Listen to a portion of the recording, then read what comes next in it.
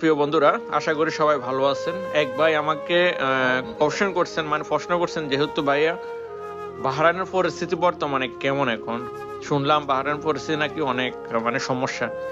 দেখেন ভাই, আমি এটা আপনার উদ্দেশ্যে না, আমি যারাই আমার এই ভিডিওটা দেখছেন সবার উদ্দেশ্যে, আমি যদি খারাপও বলি অনেকে আমাকে গালি দিবেন যে আপনি এই ধরনের ভিডিও কেন করেন, এগুলো আপনার ভিডিও, এগুলাতে মানুষ মানে একটা অস্থিতিশীল মূলক ভিডিও, এর ফলে মানুষ আতঙ্কে থাকে বা আতঙ্ক হয়, মানুষের পরিবার আছে দেশে, তারা শুনলে মানে তাদের মানে ইত্যাদি ইত্যাদি, মানে এগুলা এই ধরনের ভিডিও করবেন না।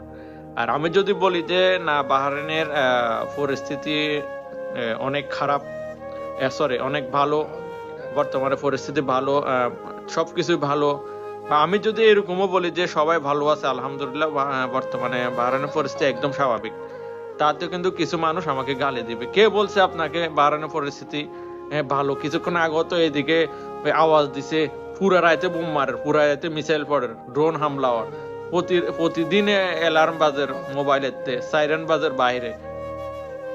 সবাই আমাকে এই ধরনের প্রশ্ন করবে, আরো এমনকি এমন এমন গালি দিবে যেটা মুখে প্রকাশ করার মতো না। যাই হোক, এই ধরনের প্রশ্ন আপনারা আমাকে করিও না, আর আমি আপনাদেরকে উত্তর দিতে বাধ্য না। কারণ আমরা বাঙালি জাতি, কিছু মানুষ বুঝিও হেইউস, না বুঝিও হেইউস, ঠিক আছে? তো যাই হোক, সবাই ভালো থাকবেন।